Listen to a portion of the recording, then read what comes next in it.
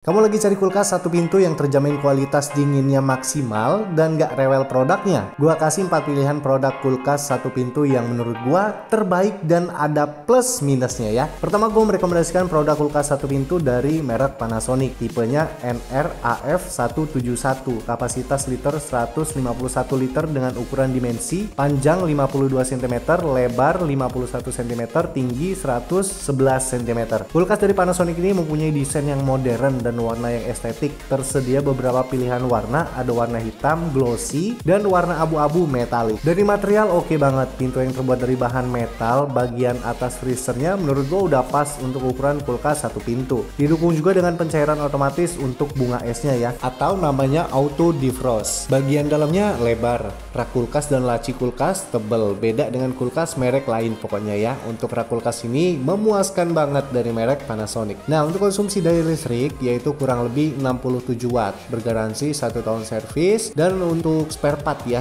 dan 7 tahun kompresor pastinya, dengan voltase 140 sampai dengan 220 voltase. Gak heran kulkas dari Panasonic ini bandel, awet, dan gak berpengaruh dengan naik turunnya listrik. Kadang secara gak sadar ini yang suka buat produk elektronik di rumah kita jadi rusak. Alhamdulillah gue belum pernah menemukan kendala atau komplain di produk satu pintu dari merek Panasonic ini. Wajar lah ya, dari harganya aja ini lumayan ya, termasuk jadi rekomendasi nomor 1 gua nih pastinya. Nah, untuk minusnya sendiri yaitu kulkas satu pintu dari Panasonic ini ya lumayan mahal sih pastinya ya, sesuai dengan kualitas dan keunggulannya. Untuk nomor 2 gua merekomendasikan kulkas satu pintu dari merek Sharp, tipe SJX167MG. Ada banyak tipe kulkas satu pintu dari merek Sharp. Ini ada tipe 162 Sakura, 162 Aurora, 162 NHS yang polosan warnanya abu-abu ya. Nah, kalau gua di rumah pakai kulkas dari merek Sharp satu pintu seri Dandelion ya, tipenya SJX167MG-DP.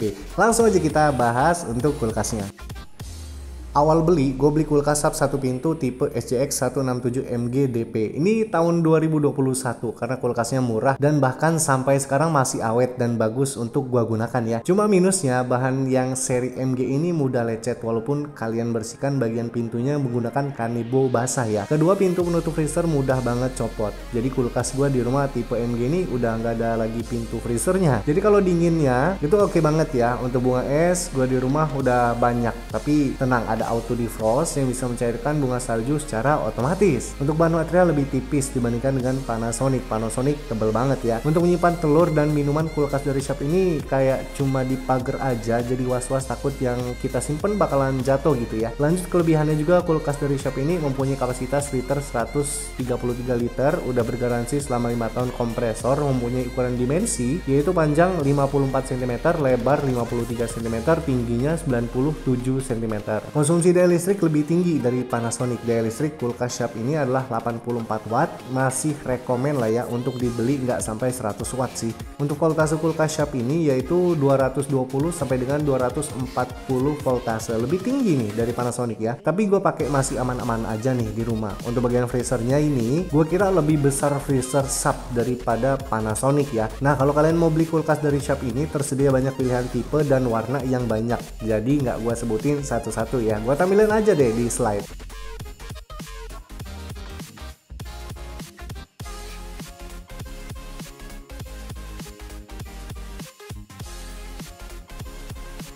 Nah, masuk ke nomor ketiga nih ya, kulkas dari merek Aqua.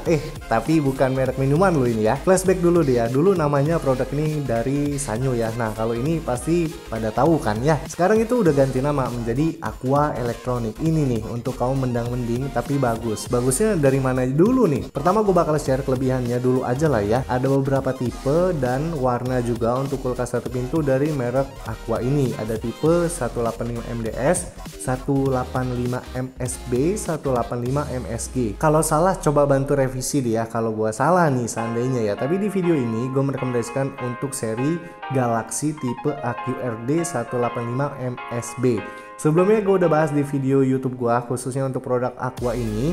Nah, kelebihannya pertama dari material ini udah termasuk bagus lah. Ada motif corak galaksi yang keren pastinya. Pokoknya rajin dibersihin lah ya untuk pintunya kalau mau terlihat selalu bagus. Untuk kulkas Aqua ini mempunyai ukuran dimensi panjang 52 cm, lebar 53 cm, tingginya 97 cm.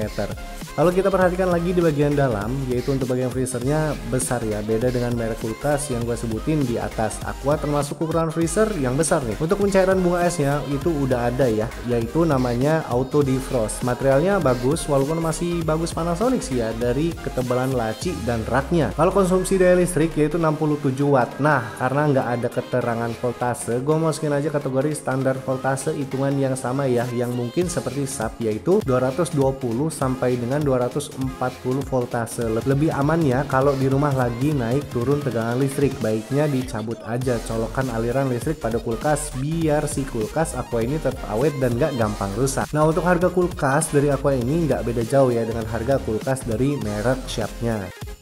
Lanjut yang keempat, ada kulkas dari merek Polytron. Ini nih kulkas yang sebenarnya bagus dari desain dan harga pun murah ya, relatif lah. Kalau kulkas satu pintu itu harganya pasti di bawah 2 jutaan selain merek dari Panasonic ya. Untuk material kulkas Polytron tipe PRA15D sudah kacanya juga tebal, nggak sembarang kaca yang mudah pecah, butuh effort kalau kamu mau mecahin pintu kaca Polytron ini ya. Nah, yang jadi minusnya kulkas Polytron ini identik dengan motif bunga, yang ada beberapa yang suka dan ada juga yang nggak suka dengan modelnya ya. Targetnya ini masuknya pasti ke ibu rumah tangga. Kalau kayak anak kos gitu mungkin kurang minat dengan motifnya. Tapi ada juga kulkas Polytron yang satu pintu non motif, udah kaca polosan aja ada ya. Nah, ini nih mungkin marketnya udah beda, bisa ke semua kalangan. Untuk dimensi ukuran kulkas ini adalah panjang 54 cm, lebar 54 cm, tingginya 100 cm.